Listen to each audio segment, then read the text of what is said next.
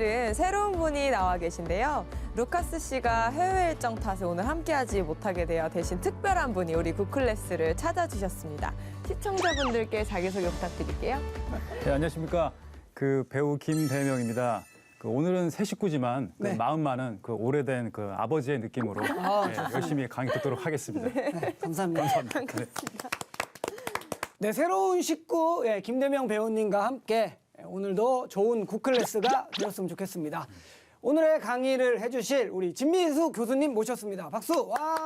네, 반갑습니다. 백석대학교 진민수 교수입니다. 이제 오늘 또 새 식구 이렇게 오셔서 또 함께 할 수 있어서 너무 좋습니다. 자, 바로 그러면 우리 강의 시작하도록 하겠습니다. 오늘 주제 한번 같이 읽어볼까요? 중국 개신교의 시작. 시작이 되겠습니다. 오늘은 이제 드디어 19세기 초반에 개신교가 들어옵니다. 이제 우리의 주요한 내용은 이제 개신교부터니까 이제 오늘 기대하시고 개신교가 이제 어떻게 들어왔는가를 이제 보려고 하는데요. 전 세계적으로 개신교가 언제 이렇게 선교가 됐는가. 이거를 이제 현대 선교 운동 이렇게 말할 수 있겠습니다. 현대 선교 운동은요.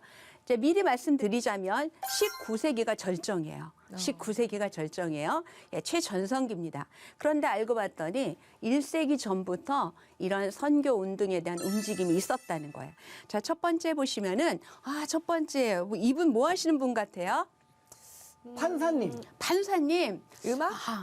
음악? 예, 자, 역시 음악. 음악에 좀 조예가 있으신 것 같아요. 자, 첫 번째 아이작 와츠라는 분이 벌써 1세기 전부터 18세기 초반부터 선교의 어떤 각성을 불러일으켰다는 것입니다. 이 아이작 와츠가 영국 찬송가의 아버지라고 불리는 분이에요. 약 600여 곡의 찬송가를 지었다고 하는데 이게 찬송가 138장에 보면은요.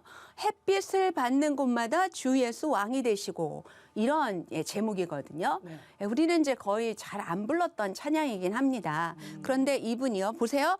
햇빛을 받는 곳마다 주 예수 왕이 되시고 어떤 느낌이 드세요? 어느 곳이나 다 햇빛이 있으니까. 햇빛이 있으니까 햇빛을 받는 곳마다 주 예수 왕이 되신다. 여기서 햇빛을 받는 곳이 바로 선교적인 어떤 각성을 주는 문구인 거예요. 이게 선교를 하는 곳마다 예수 그리스도가 전해지는 곳마다 이런 말이겠죠. 그래서 자, 이분의 노래를 이분의 찬양을 들으면서 사람들이 뭔가 우리가 알고 있는 이 예수 그리스도를 뭔가 다른 분들에게도 전해야겠다라는 생각을 하게 됐던 것입니다. 자, 이제 두 번째는 이 로버트 밀러라는 분이에요. 로버트 밀러. 이 로버트 밀러라는 분은 어떤 책을 썼대요? 한번 좀 같이 읽어볼게요. 책 이름. 기독교 복음 전파와 이교도 정복사. 네. 1723년에 이 책을 썼습니다. 기독교의 복음 전파와 이교도 정복사. 자, 이런 책에서 이 사람이 이 책에서 뭘 주장했냐면, 뭘 강조했냐면, 이교도가 회심하는 데 있어서 중요한 거는 알고 봤더니 여러분들의 중보기도입니다. 이렇게 주장을 한 거예요. 이렇게 강조를 했습니다. 자, 우리 보세요. 우리가 지금 믿지 않는, 가보지도 않은 저 남미 어디라고 합시다. 남미 어디에 있는 부족이라고 할게요. 이제 한 민족 우리가 잘 몰라요. 그런데 그 민족을 우리가 이름을 듣고 그 상황을 알고 어떻게 기도할 수 있죠? 중보기도를 한단 말이에요. 그래서 이 로버트 밀러가 이렇게 이교도의 핵심에 있어서 우리의 중보기도가 중요하다라는 것을 강조한 이후에 영국에서 20년 동안 계속해서 이런 중보기도 모임이 생겨났다는 것입니다. 그래서 우리도 지금 중보기도 모임 하잖아요. 대명 씨 하시죠? 안 한 지 좀 오래된 것 같습니다. 청년부 때는 되게 열심히 했던 것 곧 같은데. 시작할 것 같습니다. 자, 이런 중보기도가 그래서 생겨난 거예요. 그래서 우리도 많이 하고 있죠, 교회에서. 자, 이러한 사람들이 벌써 선교적인 각성을 불러일으켰다라는 것입니다. 자, 그런데 이제 진짜 선교의 시작은 바로 이분이에요. 윌리엄 캐리라는 분입니다. 윌리엄 캐리.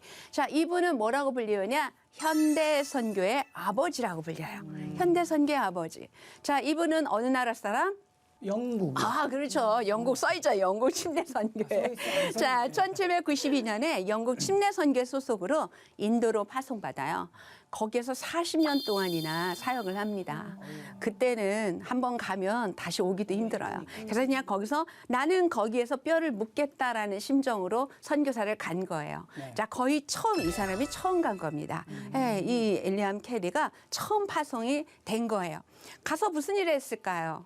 인도에 가서 인도 부족이 많잖아요. 또 인도에 가서 제일 먼저 한 일, 그곳의 언어를 연구해서 한 지역의 언어를 연구해서 뭐를 해요? 성경을 번역하는 거예요. 성경 번역. 이게 얼마나 중요한 일이에요. 그렇죠? 성경 번역했고 또 뭐도 했어요? 학교를 설립하고 또 중요한 것은 사회 개혁을 했다는 거예요. 당시에 이런 것들이 있었어요. 과부를 화형시켜요. 왜? 그냥 그러니까 그냥 악습인 거죠. 과부는 예, 이게 정상적이지 않다라고 보는 거예요. 우리 삶 속에서. 그래서 어떻게 해요? 화형시키는 거예요. 또 뭐예요? 유아살해. 예, 다 이런 것들이 구습이에요. 이거 악습입니다. 이런 것들이 나쁜 줄도 모르고 이게 얼마나 죄악인 줄도 모르고 사람들이 그렇게 행하고 있었던 거예요. 그거를 누가 가서 윌리엄 캐리가 가서 이것이 얼마나 하나님 앞에 죄악된 것인가를 가르쳐주고 구습을 타파하기 시작했다는 것입니다. 자, 왜 우리는 윌리엄 캐리를 현대 선교의 아버지라고 부르느냐? 이 사람의 이제 인도 파송 이후에 사람들이 깨어나기 시작했어요. 유럽 그리고 미국 교회가 깨어나기 시작했어요. 뭘 해야 된다? 선교를 해야 된다. 우리만 이렇게 예수님 잘 믿고 있는 게 아니야. 예수님이 우리에게 지상 명령을 내리셨잖아요. 그러니까 우리는 가야 된다라는 걸 이제 윌리엄 캐리로부터 배운 것입니다. 이때부터 각종 선교회가 막 창립이 되는 거예요. 그래서 많은 선교 단체들이 만들어집니다. 그러니까 너도 나도 선교를 해야 된다라는 생각이 유럽과 또 미국 교회에 팽배하게 된 거예요. 그래서 이제 미리 말씀드리자면 19세기 초반 시작은 영국이었습니다. 영국과 다른 유럽 국가가 있고 중반을 넘어서부터는 미국이 압도적으로 주도하게 돼요. 그래서 미국에서 선교사가 많이 대거 세계로 막 나가기 시작합니다. 자, 그래서 우선 이제 1795년에 런던 선교회가 창립이 되는데요. 런던 선교회는 초교파를 지향했습니다. 그래서 이제 그 다음에부터 남태평양 타히티부터 시작을 한 거예요. 그래서 30명의 선교사를 모아가지고 보냈습니다. 그리고 두 번째 어디로 보냈대요? 아프리카요. 아프리카. 반델 캠프, 또 리빙스턴 들어봤죠? 이 사람들을 아프리카로 또 선교사로 보냈습니다. 그리고 세 번째로 보낸 나라가 어디?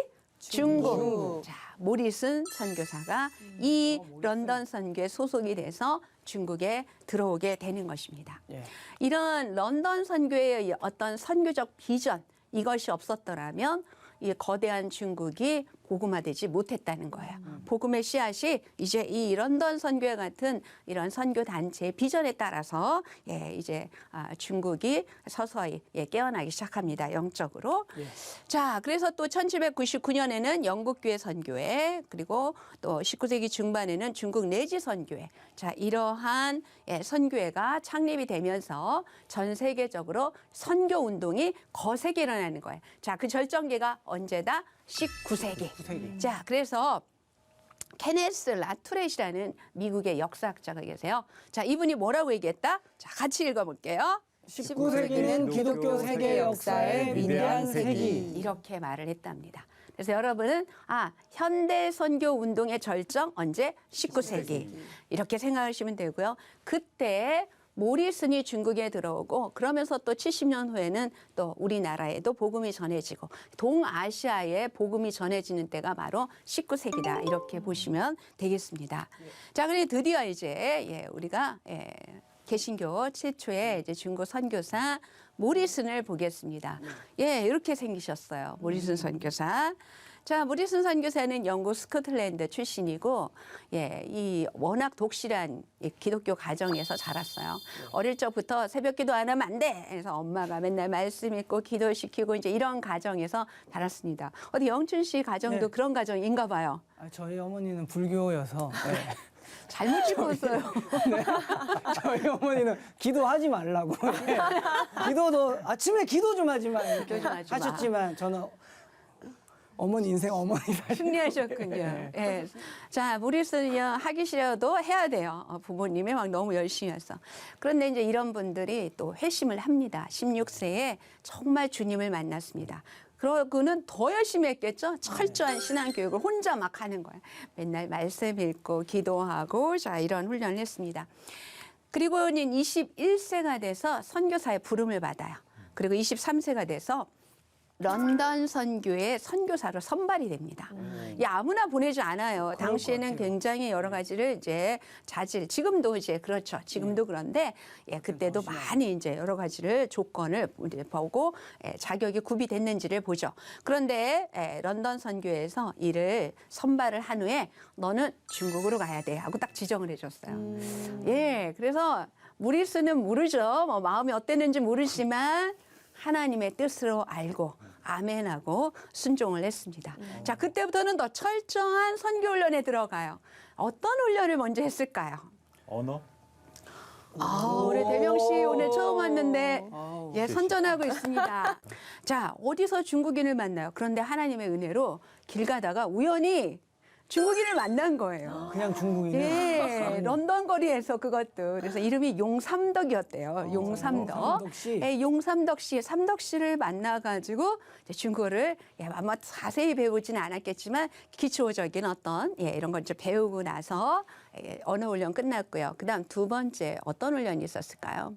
이상 이제 런던 선교에서 그런 훈련을 시켰을 것 같아요. 지금 중국의 상황, 그렇죠? 또 문화, 또 풍습, 거기서 금기시되는 거, 뭐 이런 거를 조금은 소양 교육을 시키지 않았을까라는 생각도 해봅니다. 또 세 번째 더 중요한 훈련을 또 더 했을 거예요. 뭐예요? 경건 훈련. 말씀과 기도에 더 창념하는 훈련을 그가 했을 것이다. 우리는 추정해 볼 수 있습니다. 왜냐하면 선교사로 나간다는 것은 외로운 자기와의 싸움이거든요. 우리처럼 지금처럼 마음껏 예배 드릴 수도 없고 찬양 드릴 수도 없고 어디 설교가 막 들려오는 것도 아니잖아요. 철저하게 자기가 하나님과 거기서 이제 영적인 싸움을 해야 되잖아요. 하나님 앞에서 철저하게 자기 훈련을 해야 되는 거예요. 자, 그래서 미리 아주 말씀 공부, 기도, 훈련 이런 것들을 하고 이제 드디어 떠납니다. 언제? 1807년 25살 때. 어릴 때? 젊을 때 떠납니다. 이제 이때 목사 안수를 받았고요. 드디어 어디를 향하여? 중국을 향하여 갔습니다. 자, 중국을 향하여 1807년 그가 언제 도착했냐? 9월에 도착해요. 몇 개월의 배를 타고 가서 9월에 도착해서 드디어 중국 광주, 남부지방의 항구죠. 대도시 광주에 딱 발을 내딛는 순간이 뭐 하는 거예요? 중국 대륙에 중국 개신교가 시작되는 시간.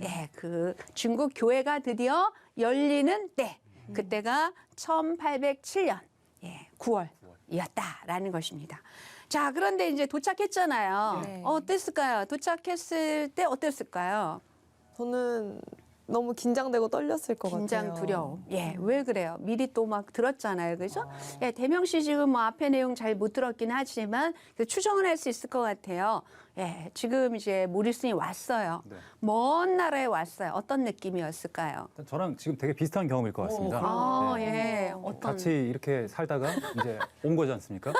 되게 막막할 것 같습니다. 내가 지금 뭘 해야 되지? 막막하세요? 근데 또 한편으로는 이제 자기가 이제 한 3년 동안 그런 준비 과정이 있었으니까 되게 뭔가 빨리 하고 싶은 그런 열정이 있었을 것 같아요. 네, 맞습니다. 여러 가지 지금 기대, 두려움, 열정, 뭐 기타 등등 다 복합된 마음으로 광주에 도착했습니다. 근데 와 보니까 그런 마음도 있었지만 현실 상황은 어땠느냐? 현실 상황이 내가 생각했던 것보다 훨씬 열악했어요. 자, 첫 번째 뭐냐면은 선배 선교사의 경험을 전혀 전수받지 못했다는 거예요. 내가 처음이잖아요. 지금 개신교 선교사 내가 처음이에요. 내가 지금 개척자의 심정으로 간 거예요. 그런데 우리는 그거는 알아요. 이전에 로마 카톨릭 선교사들이 들어왔었어요. 16세기에 이미 들어와서 쭉 선교를 하고 있습니다. 그러니까 그들은 이미 여러 가지 선교적인 노하우가 쌓여 있어요. 근데 문제는 개신교 선교사랑은 뭐 하지 않는다? 왕래를 잘 안 했잖아요. 그러니까 이러한 선교의 경험, 노하우를 전수받지 못했다는 것입니다. 자, 대명 씨, 우리가 이제 외국에 갔다고 생각해 보세요. 내가 외국에 살러 갔어요. 여행 아니고. 살러 갔어요? 살러 가면 제일 중요한 게 뭐예요? 일단 누구를 만나야 되잖아요. 선배. 거기에 살고 있는 선배 만나는 거 중요하죠. 네. 야, 그 사람에게 뭘 좀 우리가 구할 수 있을까요? 일단은 잘 때를 좀 구할 것 같습니다. 잘 때. 네, 의식주를 해결할 숙박은 곳. 어디냐. 또 일할 수 있는 뭘 곳. 구할 수 있어요? 그 나라의 법이 있잖아요. 살려면. 네, 법. 이제 그런 행정적인 것들을 행정적인 도움받을 거. 것 같아요. 예, 여기서 혹시 뭐 하면 안 되는 거 있어? 이런 것도 배우겠죠. 또 영춘 씨는 뭘 제일 먼저 물어보겠어요? 선배한테. 여자친구가 여자친구 만날 수 있냐? 외로우니까 그 또 소개해달라고? 네. 네, 소개. 같이 좀 저녁도 좀 먹고 아, 예. 사람들 좀 소개시켜달라고 이제 아. 여자친구라고 표현을 했지만 네네. 내가 여기 좀 적응하기 위해서 관계를 맺기 위해서 이제 사람들 좀 소개해달라고. 맞아요. 네, 현지인. 그래서 이제 현지인. 네, 네이티브, 그래서 대부분 이제 우리가 이민을 가거나 그러면 제일 먼저 어딜 찾아가? 교회를 찾아가는 이유가 거기에 있죠. 교회 커뮤니티에 가서 예, 거기서 이제 많은 것들을 배우고자 하죠. 또 이제 어디가 맛있냐, 맛집은 뭐냐 이런 거 알려주면 어때요?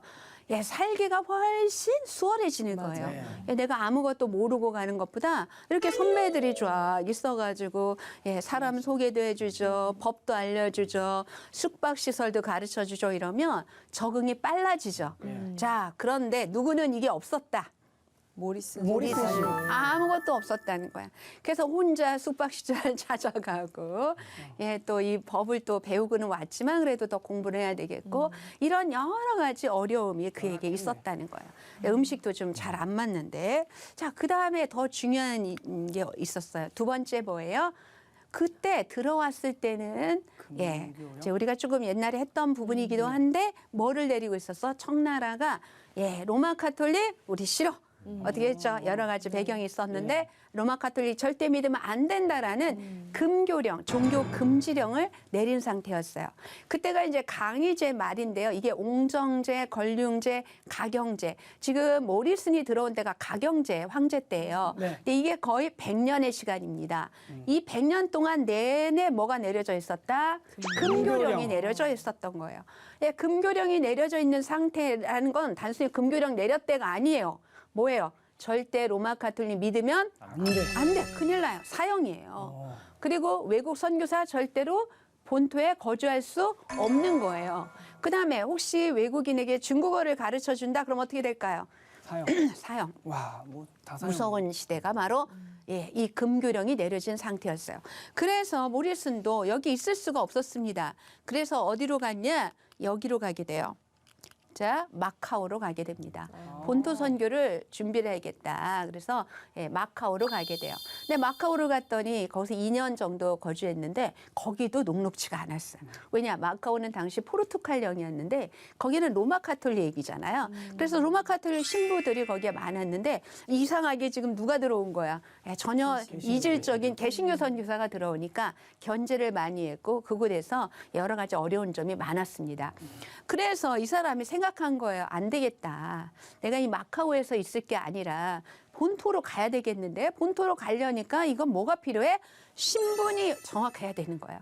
머물 수 있는 신분을 확보해야겠다라는 생각을 하게 됩니다. 그래서 그가 생각한 게 뭐냐면 바로 어디에 취업을 했어요? 동인도에서 동인도회사. 기억나시죠? 예, 기억나요. 동인도회사. 이 동인도회사라는 거는 유럽 각국이 예, 주로 영국이었죠. 예, 동남아 식민지 지배권을 확보하기 위해서 만든 식민지 무역을 위한 회사예요. 그러니까 이게 동인도회사에 취업을 했다. 이거 조금 약간 예, 중국인들이 보기에는 좀 그렇죠. 근데 어찌됐든 이 사람은 더 선교를 잘하기 위해서 동인도회사의 통역관으로 취업을 합니다. 그런데 마침 상사가 모리슨을 너무 잘 봤어. 그래서 아예 누구까지 줘? 딸까지 준 거예요. 결혼식까지 이제 결혼까지 시켜줬어요. 그래서 어떻게 해요? 예, 거기서 자 봐요. 신분도 확보됐죠. 경제적인 안정도 됐죠. 뭐도 됐어요? 예, 가정도 이렇게 얻게 됐습니다. 그래서 이렇게 예, 광동과 마카오를 오고 가면서 예, 선교를 할 수 있게 됐습니다. 자, 모리슨의 주요 사역을 한번 보려고 하는데, 이제 모리슨은 예, 직접적으로 이제 할 수가 없었기 때문에 뭐를 했어요?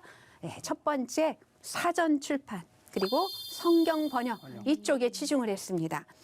그간 사역은 다 간접 사역이에요. 모리스는 직접 사역을 할 수 없어서 예수 믿으세요 이렇게 했다가는 이제 금규령이 내려진 상태. 그러니까 뭐를 해야 돼요? 간접적으로 우회적인 방법을 통해서 선교를 할 수밖에 없었다. 자, 그러나 매우 기초적이고 매우 중요한 사역을 그가 한 거예요. 내가 첫 번째 선교사니까 이런 걸 해놔야 되는 거죠. 자, 성경을 번역했습니다. 사전도 만들었고 성경을 번역했어요. 자, 1809년에 사도행전을 번역했고요. 자, 1811년, 12년 누가복음, 요한복음, 그 다음에 13년에는 신약 전체를 출판하게 됩니다. 참고로 이분이 썼던 영어본은 킹 제임스 버전이에요. 킹 제임스 버전을 이렇게 번역을 했습니다. 그리고는요, 우리가 본격적으로 좀 성경을 번역해야겠다. 좀 안정적인 곳에서. 그래서 이사를 가요. 이전을 합니다. 어디로? 말레이시아로. 말레이시아 가면 말라카라는 도시가 있습니다. 거기로 선교 기지를 이전합니다. 그래서 거기서 좀 더 안정적인 이러한 분위기 속에서 성경을 번역해서 1819년에 구약 전체를 번역하게 돼요. 구약 전체를 번역하고 드디어 1923년에 최초의 중국어 개신교 이 중국어 성경을 처음으로 그가 출판하게 됩니다. 그 이름을 좀 알아둘게요. 그 이름이 신천성서. 신천성서. 자, 1923년에 말라카에서 출판을 했고 공포는 어디 가서 해야 되겠어요? 그래도 의미가 있잖아요. 어디 가서 해야 되겠어요?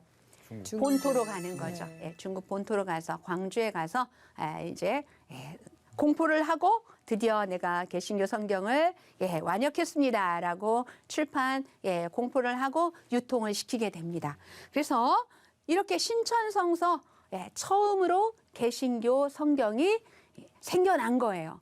물론 지금 이제 중국인들이 쓰는 성경의 직접적인 조상은 되지 않아요. 이것을 그대로 모체로 되지는 않았지만은 쓰지는 않지만 그 뒤에 이제 많은 버전이 나왔기 때문에 그래도 이렇게 선교사가 중국어 성경을 완약했다. 굉장히 중국 교회 역사상 큰 의미를 갖는 것이다. 이렇게 볼 수가 있겠습니다.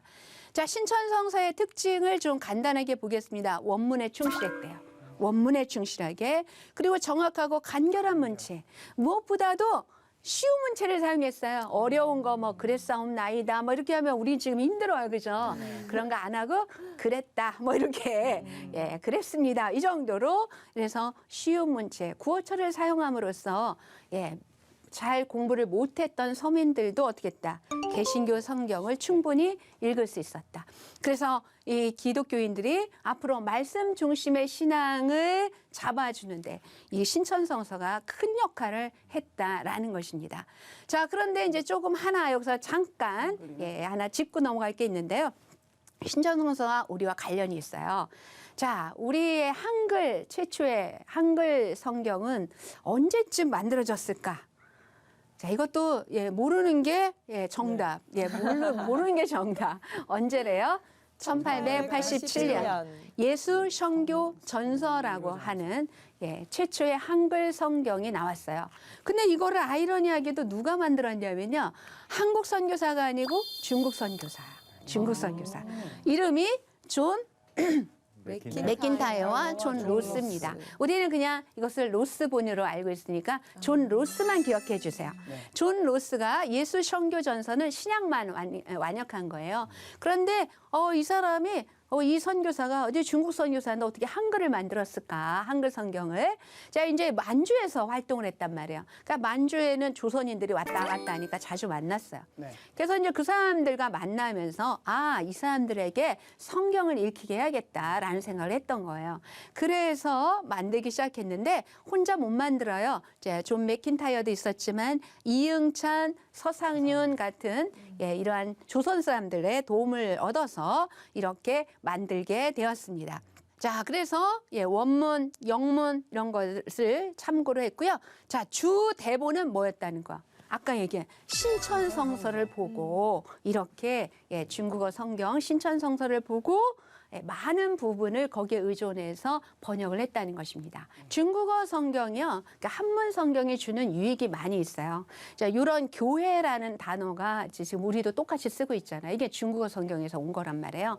이거 번역할 때 이렇게 모일 교자가 아니고 가르칠 교자를 써서 교회라고 했습니다. 교회는 뭐 하는 곳이다? 하나님의 말씀을 같이 강론하는 곳이다라는 의미로 이렇게 교회라고 바꿨어요. 그래서 이런 한문 성경을 공부하는 것도 유익이 좀 있다. 이렇게 여러분에게 말씀드리고 싶습니다. 자, 모리스는 또요, 이러한 의료 사역도 했습니다. 의료 사역을 했는데 가장 중요한 건요, 영미 교회에 의료 선교사 좀 파송해 주세요라고 요청한 사람이 바로 이 모리슨이에요. 그래서 사람들한테 의료 선교사가 중국에 필요합니다. 이거를 호소한 사람이에요. 그래서 그 호소에 부응해서 1835년에 피터 파커라는 의사가 처음으로 정식 의료 선교사로 파송받게 됩니다. 그 사람은 안과 의사. 그래서 처음으로 박제의원이라고 하는 병원을 설립해서 많은 사람들에게 광명을 찾아줬다라는 것입니다. 이제 로버트 모리슨 선교사의 우리 사역을 좀 봤어요. 자, 중국 개신교의 시작을 열었지만 어때요? 당시 어떤 상황으로 인해서 간접 선교를 할 수밖에 없었다라는 말씀을 드렸습니다. 자, 어떤 사역을 했죠? 그가 했던 사역? 자, 두 가지 지금 나왔어요. 성경 번역, 문서 사역, 문서 사역을 했죠. 그래서 최초의 성경 뭐를 만들었다? 신천 성서. 오늘 영준 씨가 굉장히 잘하고 있네요. 감사합니다. 신천성서. 신천성서를 처음으로 완역했다. 자, 그 다음에 이제 문서 사역했고요. 또 성경 번역됐지만 또 사전도 만들었어요. 사전도 굉장히 중요한 거. 그 다음에 이제 두 번째가 의료 사역이었고요. 자, 다음 시간에 우리가 배울 거는 또 하나의 사역이 있어요. 다음 세대 양성 사역. 너무 중요해요. 다음 세대 양성 사역. 즉 인재를 키우는 사역을 그가 했다라는 것입니다. 자, 기대하는 마음으로 우리 6강 또 기대하시고요. 오늘 5강은 여기서 마치도록 하겠습니다. 여러분 감사합니다. 감사합니다.